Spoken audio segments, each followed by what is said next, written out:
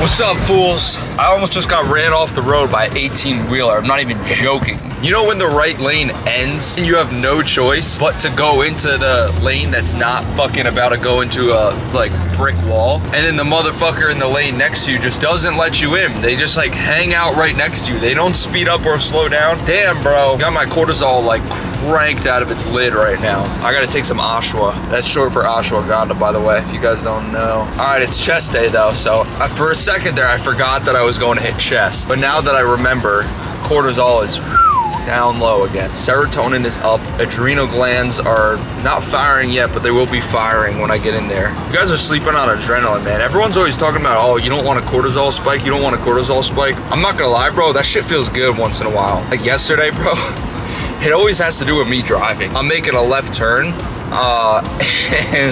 know, I'm like, I pull the wheel down to go left, you know, I got my hand on the bottom of the wheel and I hit a little bump. I don't know what happened, but my dumbass just let go of the wheel and it straightened out and almost went right into a fucking like, I almost went right into a road sign, or what do you call those things where it tells you what road you're on? Road sign? What's the word for that, bro? There's no way that, like, there's no way that's the word. A road sign? Street sign. A street sign. Oh, I almost hit one of them Johns. So last video was obviously the, you know, testosterone video. And man, I've been feeling good, bro. Like every day it gets a little better. No, that's a lie. Not every day, but week by week, I feel like I'm getting a little better. You know, it's not really a day by day getting better and better. Like some days I feel crappier, but I'm starting to realize, I'm like, that's just normal life. Like no, once you do have normal testosterone, it's not like every day you feel high test all the time. So I think that's just part of the game, bro, the game that we call life. Sorry, that was corny. As of lately, what I've been doing in terms of pre-workout nutrition, this is basically my schedule on a day where I have no like constrained occasions that will limit me to be able to just do what I know works best for me. Like if I have just nothing to do other than, you know, work that I can get done on my own time, then what I do is I wake up, 3-minute walk outside, no phone, nothing, bro. I get out there and I just walk 30 minutes around the neighborhood, like no music, I just walk. That's it. Then I get back, lots of water, because in the morning you need a lot of water. I drink water before I walk, but lots of water. And then my pre-workout meal is usually like 2 rice cakes, a little bit of jam, and a little bit of peanut butter. Yes, I put fats in my pre-workout meal. No, it's not the end of the world, because you'll see why. I'll explain why in a second. I do a good amount of fruit, like lots of fruit, you know, like a banana, some like a kiwi, you know, not a crazy amount, but like in total, getting like 60 grams of carbs from the 2 rice cakes plus all the fruit. So that's a good amount of fruit, maybe like some honey and stuff. Just because I really like to have fructose, I've noticed that I feel a little bit more pep when I have fructose dominant carb sources rather than only starch and only glucose. Not really sure why. I think it has something to do with glucose and fructose being 2 different pathways that deliver like glycogen, I guess. Fructose biases liver glycogen a little bit, but that's just me overthinking shit and just being kind of a nerd. But when I have fruit, I feel good, bro. I feel like I have energy to work out, so I like to have fruit before I work out. During my workout, I drink a Gator Light, usually, which is it's 50 calories. It's got like 14 grams of carbs just in the form of sugar. If I work out later in the day and I'm like lower on carbs, then I'll do a full, like a Gatorade, a single serving, which is about 140 calories and like 30 something grams of carbs, 32, 34. Usually like by my workout, like in pre plus intra, I'm at 75 grams carbs. The reason I do add the peanut butter, and when I say peanut butter, I mean like 5 grams, like it's so negligible. It's just to get a little bit of that slow digestion, just because my drive to the gym is like 25 minutes, and then it's like I gotta walk in, I gotta take a piss, I gotta probably take another piss. I piss every 5 minutes. I don't know why, but then I gotta warm up, and it's like if I don't have that peanut butter, then sometimes I like digest the food a little bit too quick and I start to get hungry, which is not good for the lift. So a little bit of peanut butter also just gives me a little bit more satiety, which is nice. I don't know, bro. Half of these things I say, like I'll give like a science-based reason, but it's just because I like it, bro. At the end of the day, that's what it comes down to, bro. Everyone's like, you can't just see someone tell you on social media, like, this is the best way to do a pre-workout meal. You need this many grams carbs, this much fat, this much fiber, this much time to digest. And people will just do that and like run with it. They won't ever experiment for themselves to find what works for them. Bro, I was doing that for a while. I was just doing like what people would say on social media, like, oh, you need a lot of fats, digesting carbs, 60 to 90 minutes before the gym. But I was having the worst workouts of my life, bro. I would have cream of rice, and I'd have a little bit of whey, but no fat, no fiber, and I would wait like 70 minutes to go to the gym. Bro, I would show up, hands shaking, face pale, like feeling dizzy as shit. I can't even like communicate. I'm like, oh my gosh, bro, I feel this is the worst I never feel like that in my life. There were very few times where I feel like that, other than when I would do exactly what people said you're supposed to do for a pre-workout meal. I always kept Rice Krispie treats in my bag because of this, and I always kept like intra-workout with me, but I would have to eat like 2 Rice Krispie treats and have a bunch of intra to even feel normal. So I'm like, all right, this is not the move. So I experimented around a little bit. I tried some slower digesting carbs, felt better. I added a little bit of fats, felt better. I started eating closer to my workout window, felt better. Oh shit, I'm not gonna make it to my exit. Oh, Jersey slide, motherfucker. Made it, bro, made it. Made it, motherfucker. That's why they call me the Jersey Drew. They don't call me that. No one's ever called me that in my life. But yeah, that's the pre-workout method right now. Sometimes what I do is like, I'll bring EAAs as well as either a protein bar or a ready-to-drink protein drink to have right after my workout, because keep in mind, I didn't have any protein before my workout. And by that time, I've been awake for, 3-4 hours and I've had no protein. So I like to try to get protein in pretty quickly after my workout, especially because I do cardio and then I gotta drive home, and like if I don't have something before my cardio, then maybe like 7 hours in the day to where I'm having no protein. Like, no, not 7, but like that's not good. So yeah, I take advantage of the anabolic window, bro. And oh wait, no, I gotta stop and get my intra. Holy shit, I almost forgot. Quick check, baby. I gotta go into Quick Check and get my Gator Light. I'll talk to you guys in a minute. This workout, yeah, so immediately after my workout, I have a protein bar in my backpack, 20 grams of protein. That's not enough, right? I'm not gonna hit my leucine threshold. For you guys that don't know, to trigger muscle protein synthesis, you need to hit 3 grams of leucine. And it's not like you need to hit 3 grams exactly. Like, yeah, 2.8 will get like 80% of the way there. It's more of a gradient. But yeah, you do wanna try to get at least 3 grams of leucine with every protein meal you're having. Otherwise, you might be leaving a little bit of gains on the table. Rule of thumb, high quality protein sources are about 10% leucine. Low quality protein sources are like 7% leucine. You can that's not exactly what it is, but you can just go off of that. So a protein bar, high quality protein source, 20 grams protein, that means it's about 2 grams leucine. So I need a full extra gram of leucine. So I take a scoop of EAAs, which gives me like 1.7 grams of leucine, I think. No, actually, I think it gives me like 2. But I basically guarantee that, I hit my leucine threshold, and then the EAAs will also give me an extra like 7 or 8. Like, I'll probably just go for 10. I'll get 10 grams of protein from the EAAs. That's what they are, if you guys that don't know. EAAs, it's just protein, but only the essential amino acids, not all 20. They're basically just a stripped down, really high quality protein powder. So yeah, that'll give me 30 grams protein post workout. So I get 1 instance of muscle protein synthesis, and then I do my cardio. That's 30 minutes. I drive home. It'll be like another 30 minutes, shower, eat, and then by then it's been like 2 hours since that meal. So then it's time to, have another meal. Once again, guys, that's me being autistic and overthinking the heck out of things. Do you need to do the stuff I said? No, please don't, stress about all this crap I'm doing, because it really doesn't matter that much, bro. The only reason I'm doing this stuff is because, like, I can.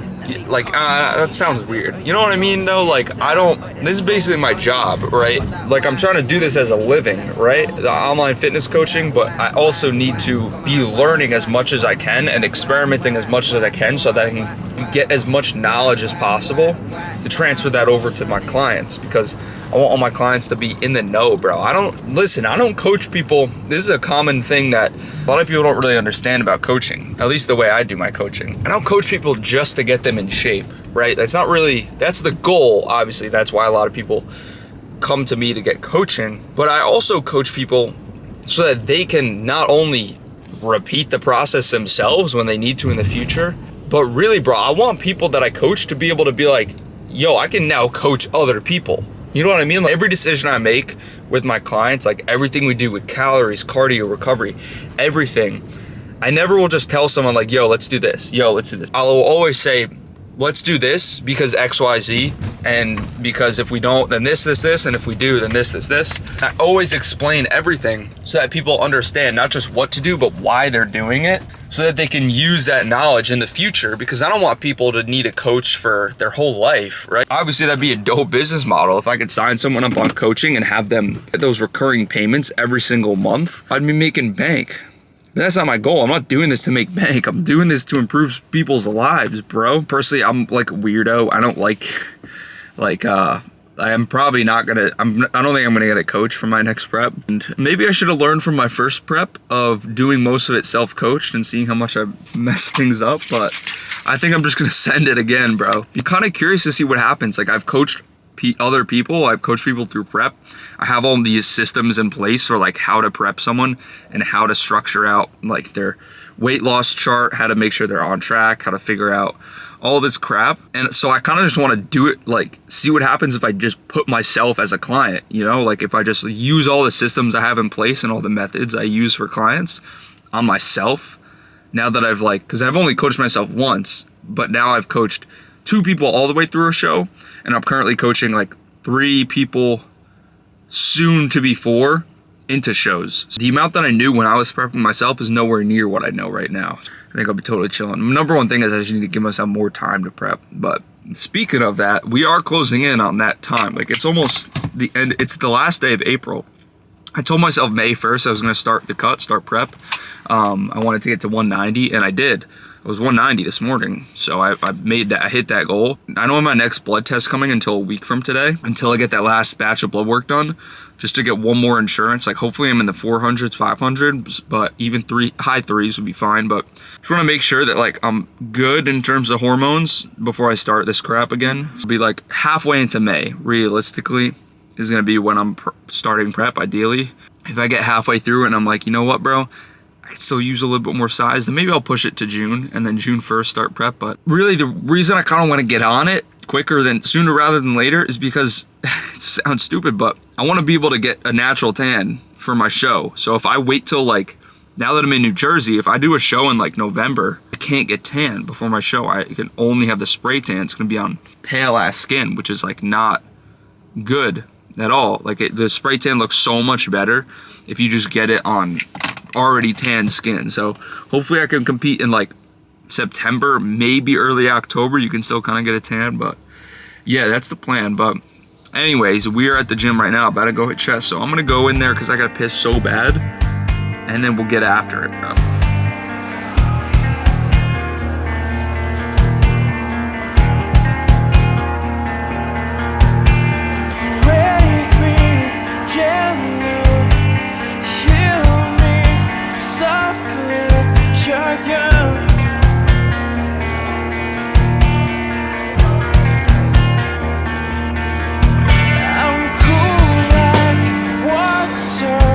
That breaks you, yeah.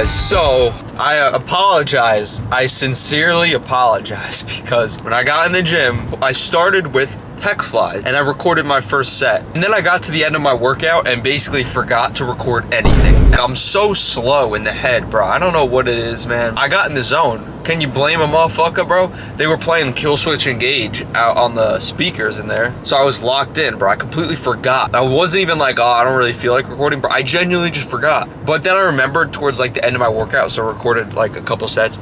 In total, I recorded 4 sets. And one of them was fake.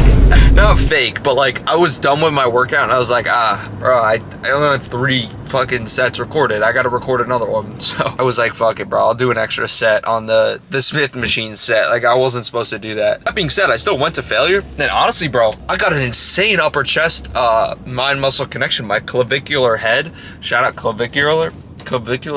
You guys don't know, bro. I was tapped into clavicular like 3 years ago, bro. I was watching his shit when he had like, he was niche, like super niche, man. I don't really follow that stuff anymore. Like, I feel like that's kind of, it's so brain rot, bro. I don't like to poison my brain with watching like kick streamers, but back when clavicular was like deep just into like looks maxing, like really heavy into like bone smashing and all this stuff. I originally saw him, if you guys are real ones if you know this clip, but where he went to the doctor and told his doctor about bones and like was explaining to his doctor what bone smashing is. What was I talking about though? Why am I talking about bone smashing? Oh, the workout. Yeah. But bro, yeah, so I basically what I did on that Smith machine on that last set is I just set the bench to a like super steep incline and kept my back flat and just focused on driving my elbows like, you know, upwards, like towards my chin. And oh my gosh, like my upper chest is fried and it doesn't usually get that fried. Like incline dumbbell press, I actually stopped doing it altogether. I started to hate it. Like it just doesn't, it works my front delt so much for some reason. I'm definitely just doing it wrong, but I just basically took it out of my whole routine. I just do flies and some sort of press, like usually incline Smith machine press, but it was great. So I think I'm gonna add that into my workouts. So that's what I'm saying, bro. Everything happens for a reason, right? If I hadn't forgot to record all my sets, I wouldn't have done that extra unique exercise that I don't usually do. And I wouldn't have found out that, oh my gosh, I get a crazy connection with my upper chest when I do that movement. My face is getting so round, man. I'm so sick of it. Yeah, I'll probably get a few more videos in finishing up this bulk before I start the shred. But oh my gosh, I cannot wait, bro. I literally can't wait to be like deep into prep too. Like, bro, it's gonna sound crazy. I want to be doing an hour of treadmill a day. I want to be on like 2,000 calories. Like, man, sounds fun, dude. It's exciting. Like when you're eating 4,200 calories, it's like you just don't feel disciplined. Like, you know, like that might be disordered, but you just don't really feel locked in. And I talked about this in my testosterone video. When you're on high calories, it's like, it's easy. Like it's not, the eating part isn't hard. And I don't really struggle getting my meals in. So it's a different story if it was like, oh, I gotta lock in, get my meals in, but like I'm totally fine with it.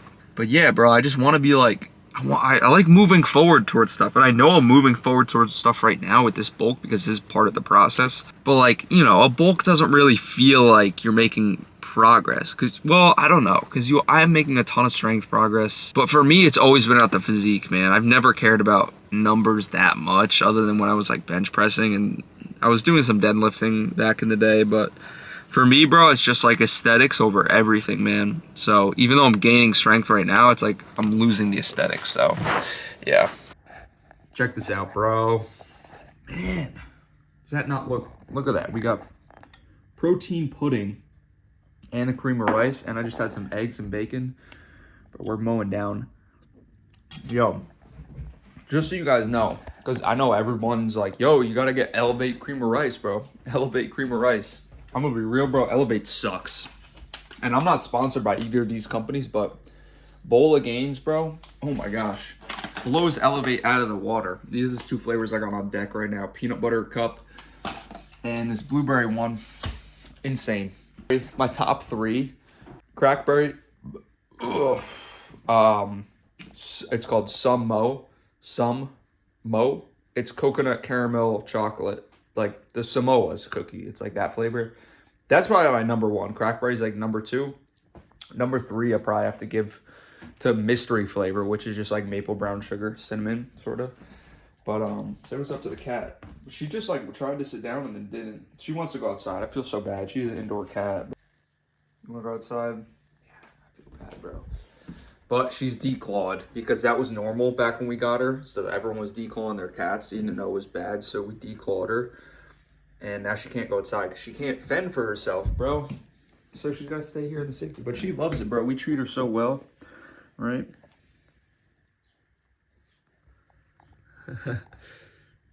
Yeah, she's a G, bro. She's a real one. But yeah, guys, I'm just gonna mow down on this COR bowl, get those carbs in. Post-workout, I don't think I told you, I had a protein bar plus EAAs to, like I was saying before. The EAAs, by the way, are from My Protein. This flavor is really good. This is snow cone. I love it. The first flavor I got from them was peach ring. And listen, guys, I'm sponsored by My Protein. But you guys are the real ones, so I never lie to you. I'll always be real. I'll glaze My Protein on my Instagram story, but on the YouTube, you guys get the real gist. The peach ring flavor was not, I mean, it wasn't horrible, but it had a weirdness to it. But the snow cone flavor, it's good, right? It's not great. I'm going to be real with you guys. EAAs aren't ever going to taste great, but this is pretty good for EAAs. So if you do want to get them, use code Drew on My Protein, and you'll probably save like 40%. The code's basically always at 40%. So I don't know why, but it is, bro. You know the crazy thing, bro? Hopefully no one from My Protein is watching this. I don't actually make money off my code. It's literally broken. I don't get paid for it. But that doesn't mean you will still get a discount if you use my code. And then I don't know, but like I don't even get paid for my code, so it's whatever. But I still get free stuff from them, so I don't mind. I don't complain. I'm not gonna look a gift horse in the mouth. I'm not gonna start brushing a gift horse teeth or whatever. Whatever the saying is, bro. But yeah, use code Drew if you want to get your EAAs. I had that. And then this post-workout meal is 40 grams protein, 85 grams carbs, 18 grams of fat. I know off the top of my head. But that's it, guys. Catch you in the next one. Thanks for tuning in.